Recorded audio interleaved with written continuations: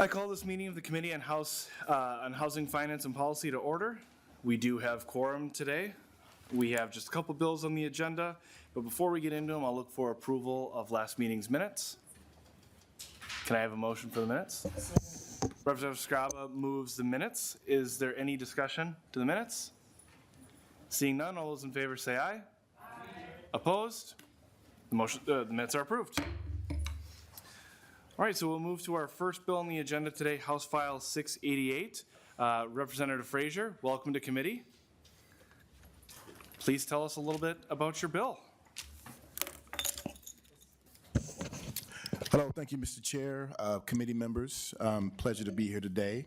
I think this is actually the first time I've been in front of the Housing Committee in my time here at the Legislature, so excited about that. So I'm here to talk about House File, is it 688 or 668? 688. And can I just say we would like to send this to the General Register. I don't know if we had the path figured out, but General Register is where we like to send it.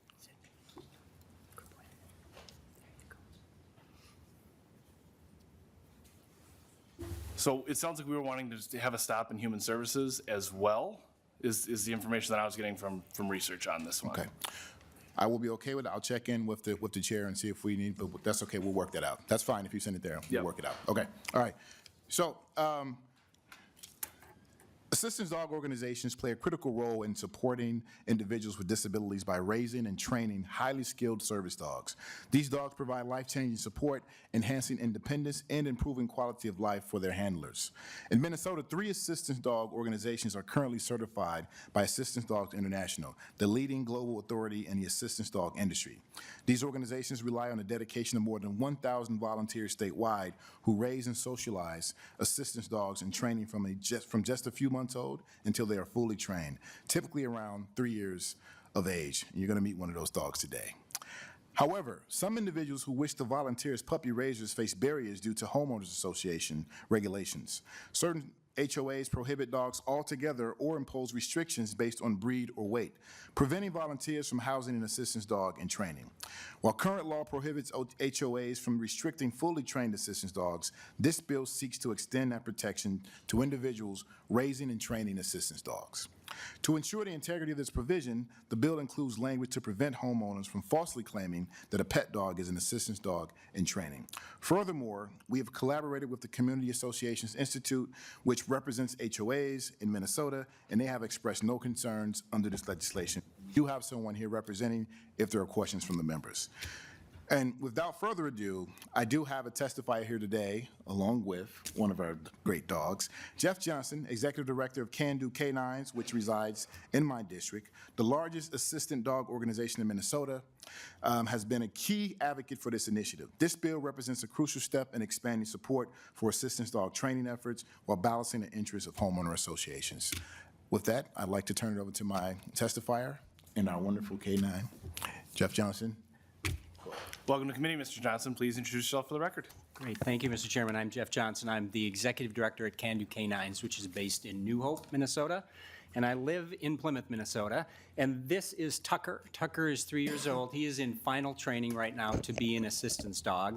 He has a client, but he hasn't met his client yet. She's in a power wheelchair, and he will change her life in the matter of the next few months and hopefully be with her for the next 9, 10, 11 years. Can Do Canines has been around since 1989, and we're one of the largest assistance dog organizations in the country. We serve people with mobility challenges, with seizure disorders, deafness or severe hearing loss, type 1 diabetes, and childhood autism. We also place dogs in facilities like hospitals and community service providers. We rely on private donations, not government money, and we estimate that it costs about $45,000 to raise and train each of our dogs, but we give them away free of charge because few of our clients could even come close to affording that. We have 51 employees, but we rely very heavily on volunteers to help us raise, train, and socialize each of these dogs over about a 2.5 to 3 year period. And some of those volunteers are inmates in 9 different Minnesota and Wisconsin prisons who raise dogs for us, but even more individuals and families throughout the state who love and raise these dogs and then give them back to us so that they can change someone's lives. Our volunteers are amazing, and they allow us to do what we do. Our volunteers host dogs anywhere from a few days to over 2 years at a time. And over the years, we've had potential volunteers who wanted to raise dogs for us, but despite owning their home, their HOA prohibited them from doing that based on general rules or maybe specific rules about pet dogs. Today, we're asking that the law prohibiting HOAs from restricting active service dogs in people's homes be extended to service dogs in training. It will allow us and organizations like us in Minnesota to recruit more volunteers and ultimately to change more lives. Thank you, Mr. Chair. Thank you, Mr. Johnson. Is there any questions or comments from committee? I think we have one to start, Representative Dotseth. Thank you, Representative. Thank you, Mr. Johnson, for being here today. I appreciate the passion that you have for your industry and what you do. It definitely provides a unique service. Question I have, though, is with that all said, what mechanisms do we have in place to make sure that there aren't going to be any undue expenses placed upon the housing provider if there's damage caused by the animal, et cetera? I can answer that. Go ahead. Mr. Johnson. Thank you, Mr. Chair. So current law, and that would extend to this, says that the owner of either a service dog or now a service dog in training is responsible for any damage that the dog does. Also, the dog has to meet a certain standard of behavior or this will not apply. Representative Dotseth. Just follow-up would be, I understand that is there any additional rental deposit that the landlord can request? My understanding is they cannot, is that correct? Or Correct. I have a little hesitation with that because I always feel that you never know what kind of potential damage could be caused. Even with the best trained animals, something can happen. But thank you. All right. Next on the list will be Representative Hussein. What a great bill that you bring forward, and you know the rules. You first time coming to housing, where's the treatment? Representative Frazier. I've been sitting for housing for 2 years, and this is my second term. This is the first time you ever came. And you came with an empty hand? I'll make it up. Representative Hussein, you actually got to my point. I was giving my closing comments here. To all of us. Next on the list will be Representative Myers. Thank you, Mr. Chair. Thank you, Representative Frazier, for this. You know, I know you took a lot of time making sure that you found that kind of middle balance in this bill, and you took a lot of time and effort to ensure it's something that can be implemented. And I just want to, thank you for this. I think this is really important, and it's, great to meet Mr. Johnson here. But I just want to thank you both for this. Thank you, Representative Myers. Is there any further comments or questions from members of the committee? All right. Oh, Representative Rierauer. I do. Thank you, Chair, and thank you, Representative Frazier, for bringing this forward. Thank you, Representative Johnson, also. It was great to meet you. This is a question, I just like to hear, the impact behind the bills that come forward to us. So if you could just share with me some of the positive impacts you've seen that these assistance dogs are able to provide the people. Mr. Johnson. Mr. Chair, absolutely. That's other than being with dogs, it's the best part of my job is to hear from our clients how these dogs, they don't help them, they literally transform their lives. So, for example, Tucker, his client is a woman who's in a power chair and is pretty severely disabled, and he will do things for her like open doors, open drawers, get things for her that she wouldn't otherwise be able to do. He's been taught to do laundry for her. He will pick up around the house. And he's obviously there to get help if something happens. If she's in some sort of emergency situation, he knows where to go to either get the phone or press a button that calls several people who could come and help. The best stories, though, are from our parents of children with autism. And if many of you know, for a family with a child with pretty severe autism, your life is very difficult. It's not easy. You don't get to do the things that normal families get to do, like go out and have dinner together or go to the fair or whatever it is. And I had a mom come up to me after they'd had this dog for maybe 6 months, and she said, this dog rescued a little boy who was trapped inside my son that we didn't know existed and saved our family. Oh, wow. Because we can now do things that normal families get to do. So they're amazing, and we learn every single year a new thing that a dog can figure out if they're trained the right way. Representative Yar. Thank you so much. That is very meaningful. Appreciate it. All right, seeing no further discussion, Representative Frazier, to your bill. This is a good bill. Like Mr. Johnson said, it's going to open up a pool of volunteers that have been shut out for a long time. So looking forward to getting it in place. Thank you, Representative Frazier, and thank you, Mr. Johnson, for being here today. With that, I make the motion that House File 688 be moved to the Committee on Human Services. With that, all those in favor signify by saying aye. Aye. Opposed? The bill's on its way. Thank you.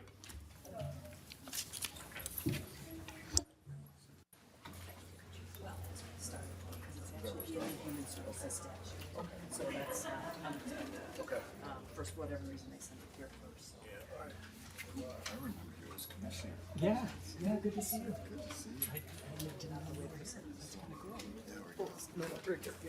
But yeah, it sounds like they're still staying here. That's right.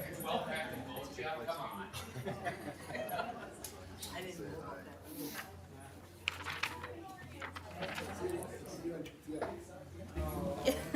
that. Right.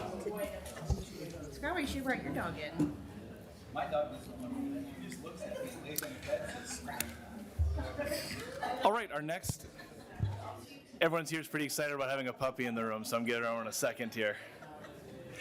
Our next bill on the agenda today is House File 1143, Lead Howard. I'll make the motion that this bill be laid over for possible inclusion in further omnibus bill and further action. So with that, Lead Howard, to your bill. Chair Igo, members of the committee, I regret to inform you I do not have a dog to accompany me with this bill presentation. So it's an uphill climb here to start, but we'll see what we can do. In all serious, members, this is a really important bill to jumpstart our housing production in greater Minnesota. And you might ask, why is a legislator from a suburban district leaning into a bill like this? And it's not just because I grew up in Representative Mecklen's district in Becker, but it's because that we face a housing shortage from border to border, from Minneapolis to McGregor Township. That's in Chair Igo's district, the McGregor. See what I did there? We need to recognize that while our entire state is challenged with the housing shortage, there are unique challenges to greater Minnesota.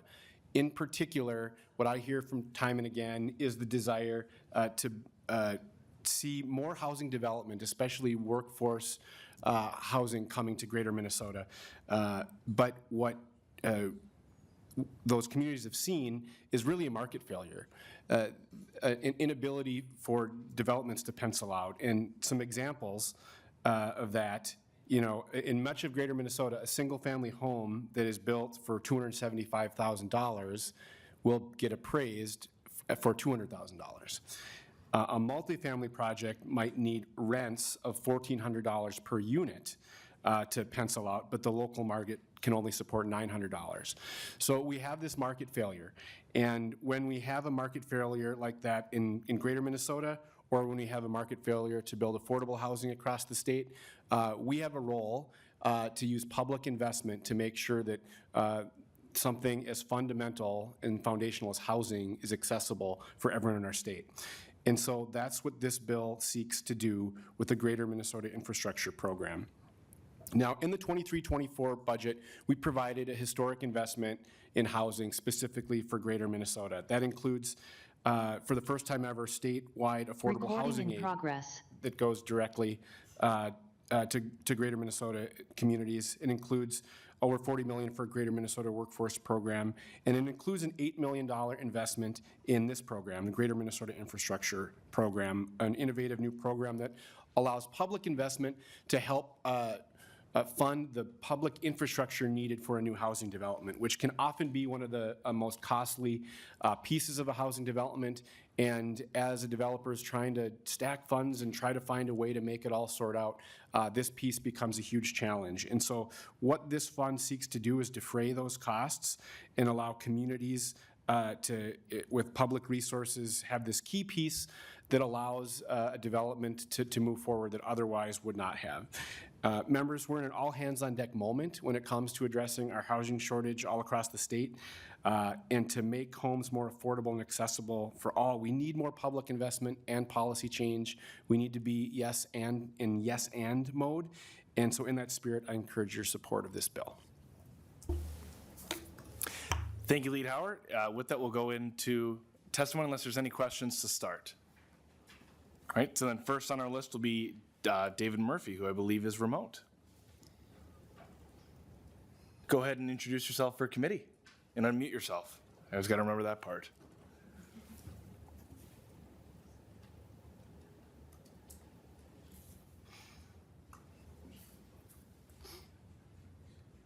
Mr. Murphy, are you there? And we can come back to him then. I guess we'll go to the next person on the testifier, Mayor Hyduk.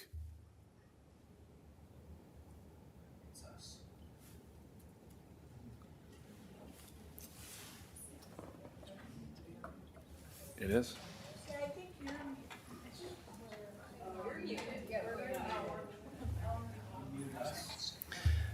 We'll try this again.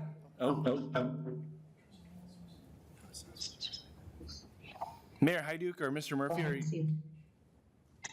Is it from me? Yep. Hello. Mayor Hyduk, can you hear us? We are having technical difficulties, members. Can you hear me? We can hear you.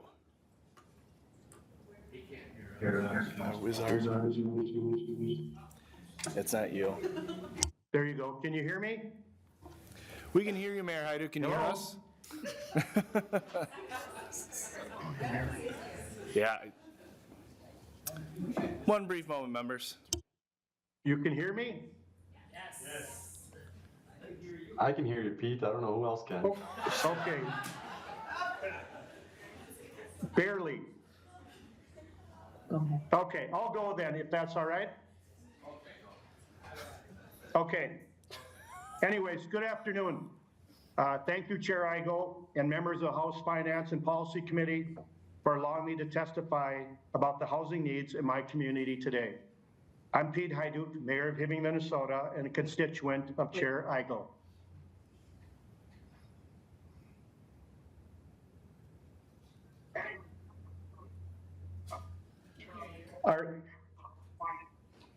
Hello?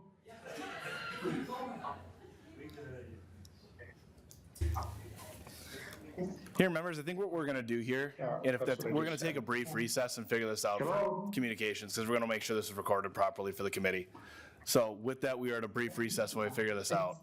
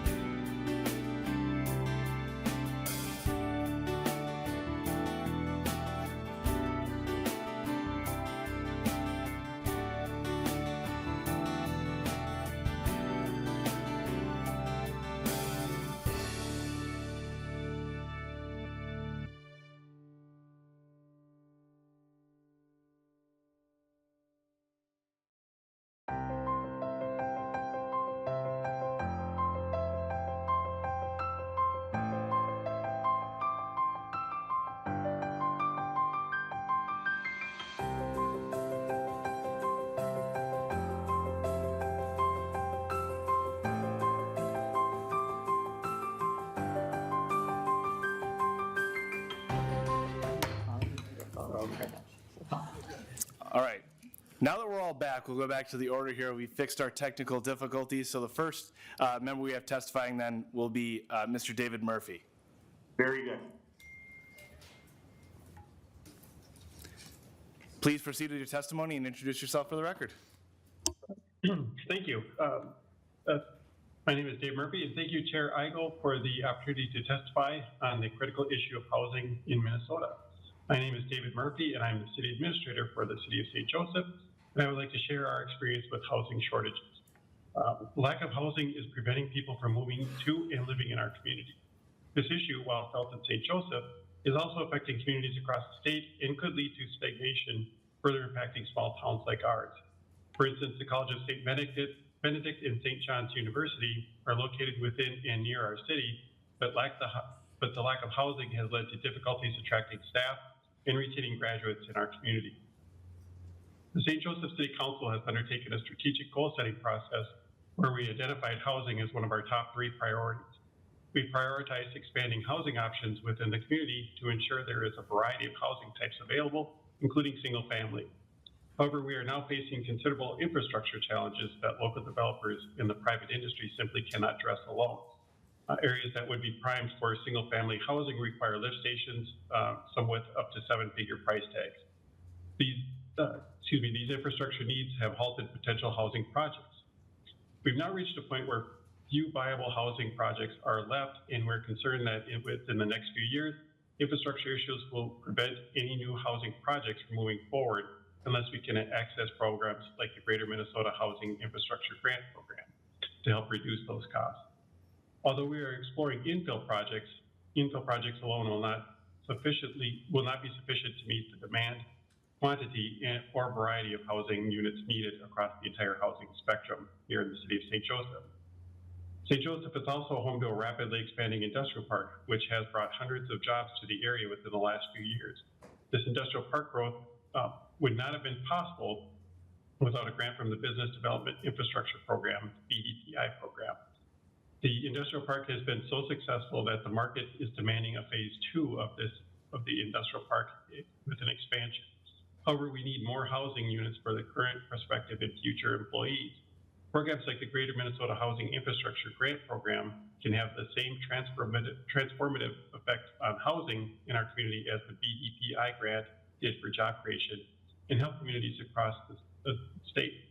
So I want to say thank you, Chair Igo, for the opportunity to speak on behalf of St. Joseph, as well as the Coalition of Greater Minnesota Cities on this critical topic that's impacting every community in the state.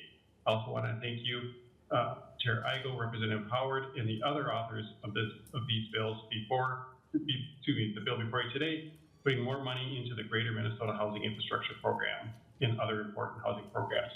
Thank you. Thank you, Mr. Murphy. And why don't you just hang on there in case we have any questions after we get through testimony. So next on our list then will be Mayor Pete Hyduk. Please unmute yourself and introduce yourself for the record. Good afternoon. Thank you, Chair Igo and members of the House Finance and Policy Committee for allowing me to testify about the housing needs in my community today. I'm Mayor Pete Hyduk, Minnesota, and constituent of Chair Igo. Thank you also DFL Lead Howard for carrying HF 1143, a bill that would provide additional funding for the Greater Minnesota Housing Infrastructure Grant Program.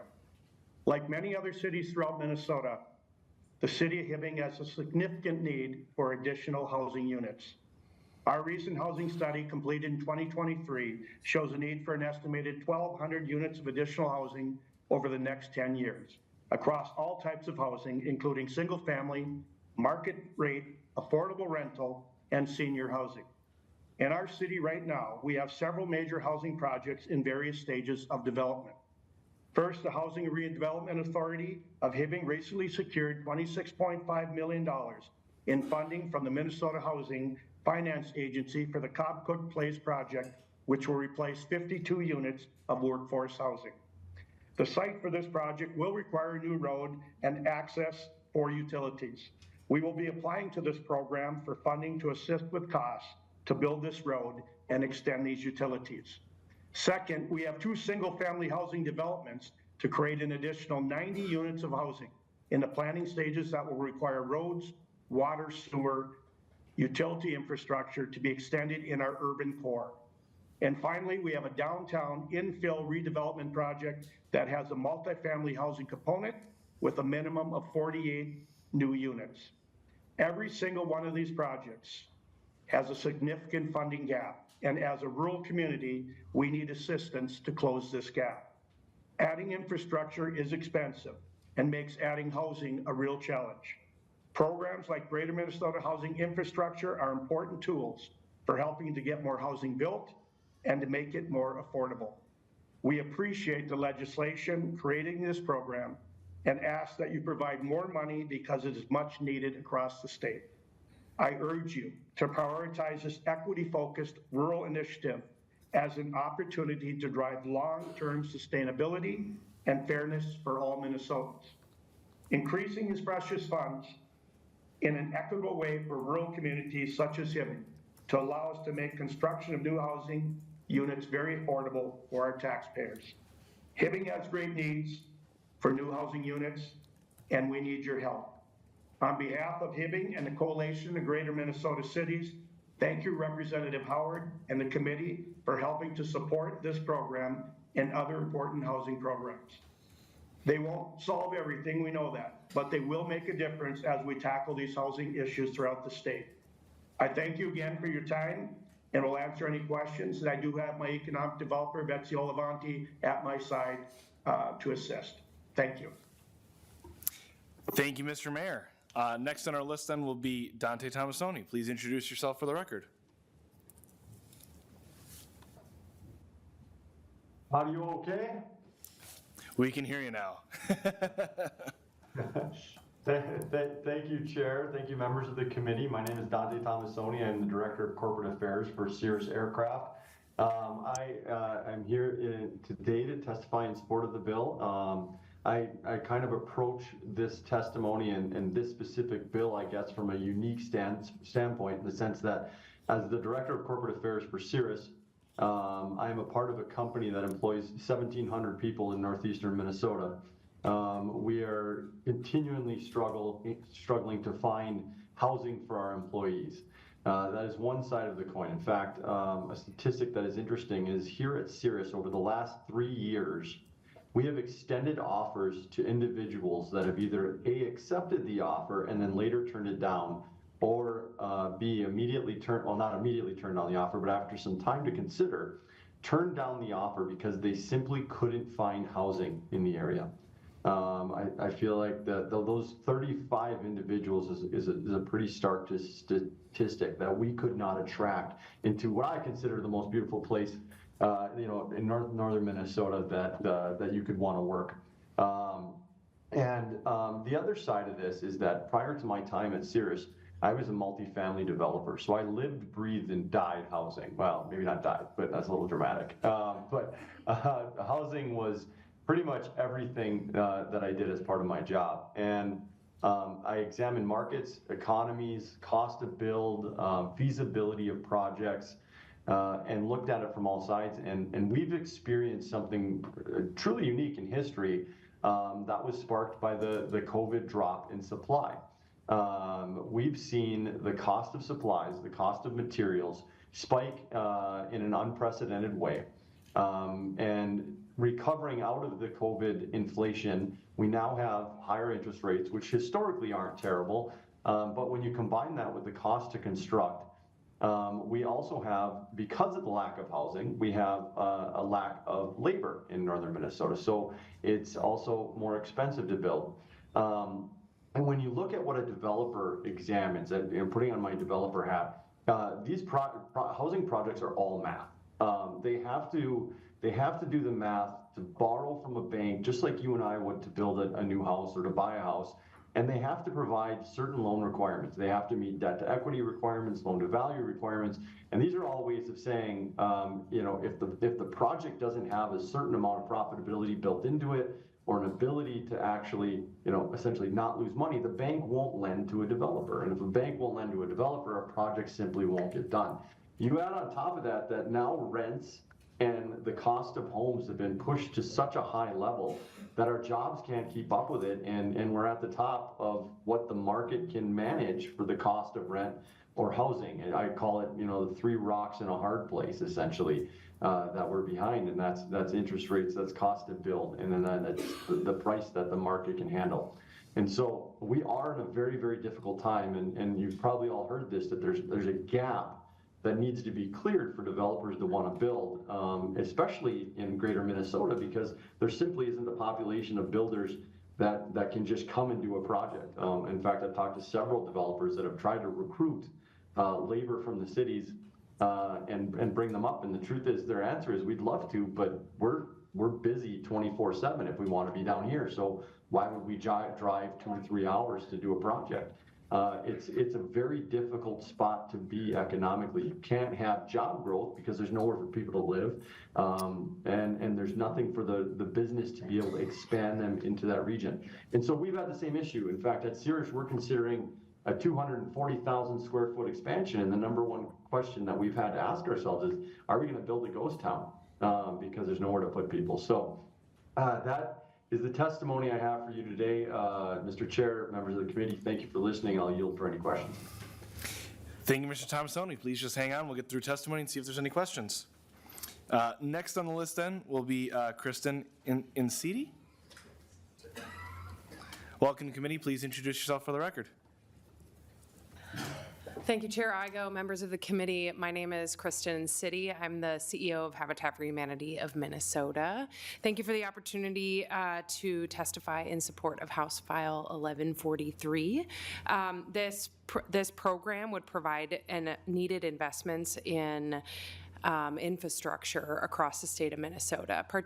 And our lens is we support 23 Habitat affiliates in the state of Minnesota and Greater Min, and what we hear from them about what it takes to build affordable homeownership is that infrastructure continues to be a barrier for their production.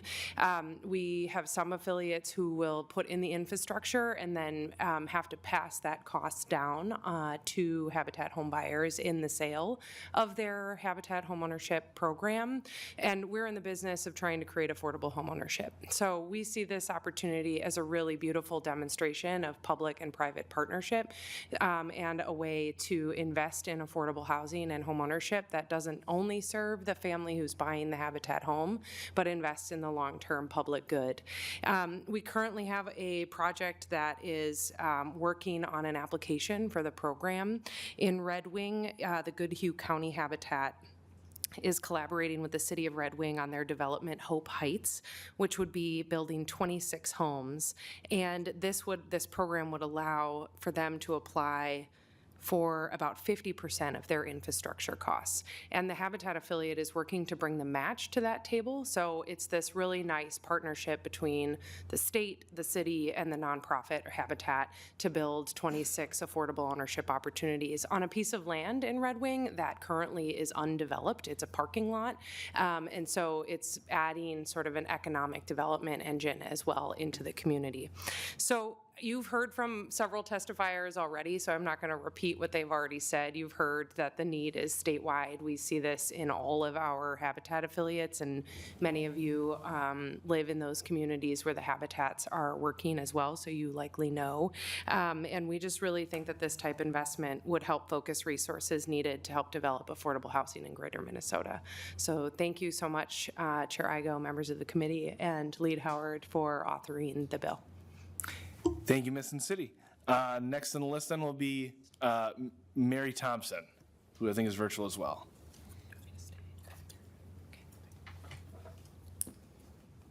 Thank you. Mr. Chair and committee members, my name is Mary Thompson. I serve as the Executive Director for Heartland Lakes Development Commission in Hubbard County. I'm here today on behalf of the Association of Minnesota Counties to express support for House File 1143 that will provide additional funding to support Greater Minnesota Housing Infrastructure Grant Program.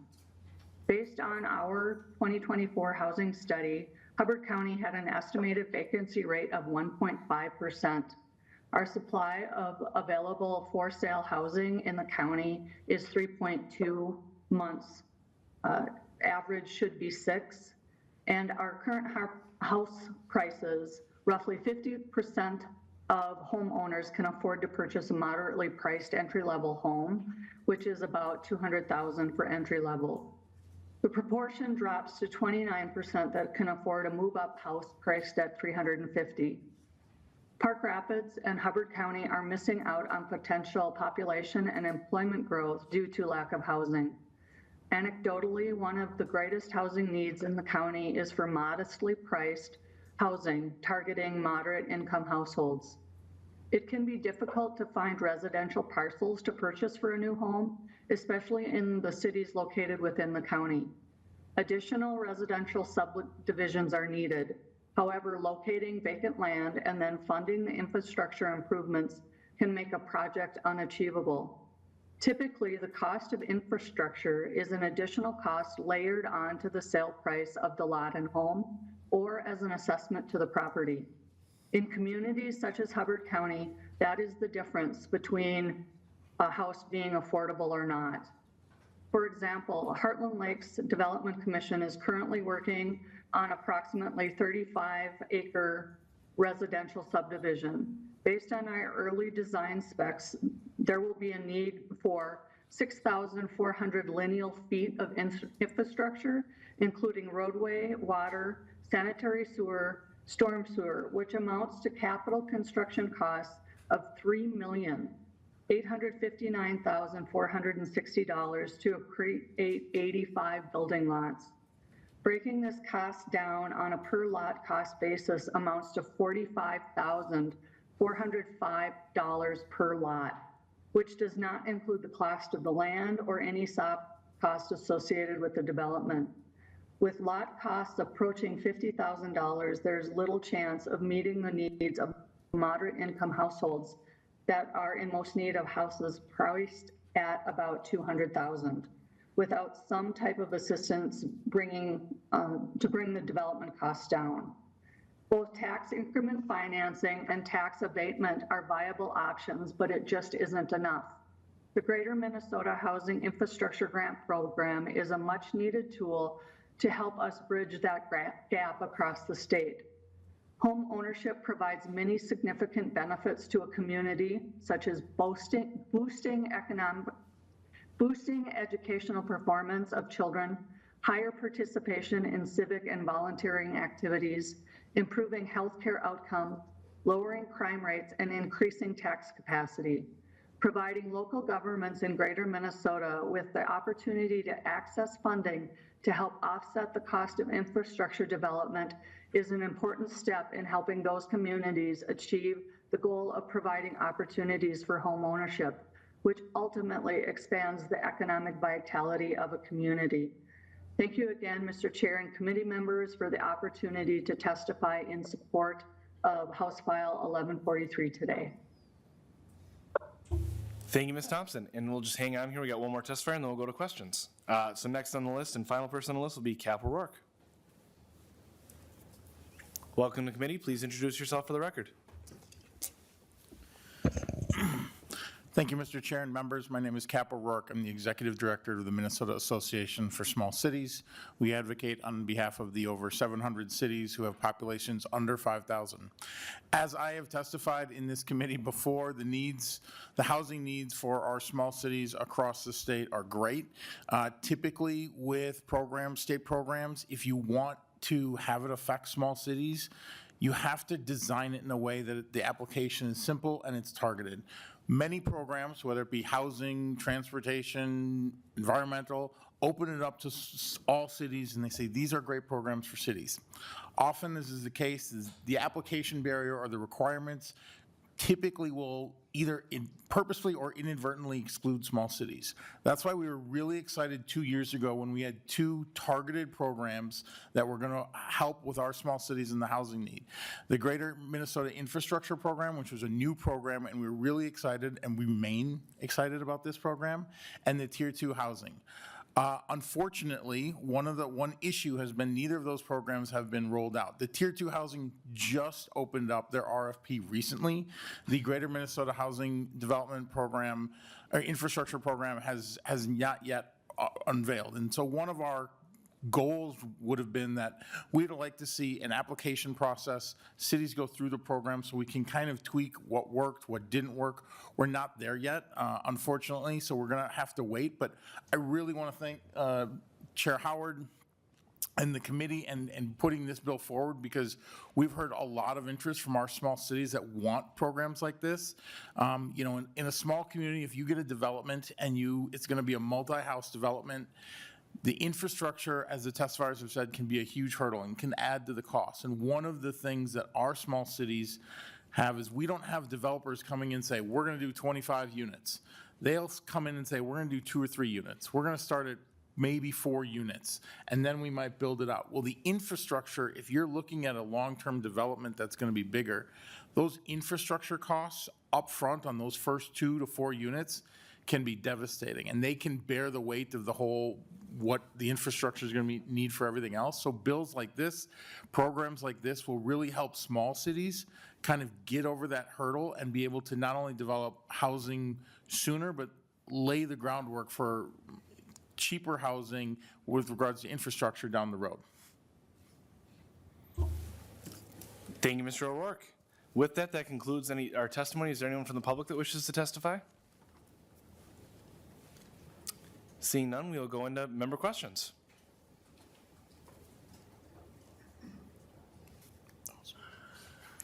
All right. Well, before you make some closing comments, Lead Howard, I'll just say thank you for carrying this bill. And again, I think this shows the collaboration that we can have between Greater Minnesota and Metro Minnesota by carrying this bill and working on it. Thank you to the testifiers that came forward today because they're highlighting a real concern. And I would be remiss if I didn't say something for my mayor that go Hibbing tonight in section finals for hockey. I had to say that or I'll be in trouble. So with that, Lead Howard, closing remarks on your bill. Thank you, Chair Igo, for your comments and for our bipartisan work on this bill and so much this year in housing. And I mainly want to thank our testifiers from across the state for, painting the picture that's so clear about why this is needed. I'm in particular just wanted to call out Mr. Tomasoni's testimony, in which he sort of highlights how housing is sort of at the center of so much. If our communities don't have the housing that we need, our families suffer, our schools suffer, our economy suffers. It's really all roads lead back to home. And so I appreciate the testifiers for making that point. And the bill before us, I think, can help us in our multi-effort this session to make a dent on this housing shortage across the state. So thank you. Thank you, Lead Howard. With that, I'll re-renew my motion that House File 1143 be laid over for possible inclusion. All right, members, with that, we've reached the end of our agenda. We'll be meeting again next Tuesday at 3 o'clock. Be watching your emails. There'll be an agenda posted shortly. With that, seeing no further discussion, we are adjourned.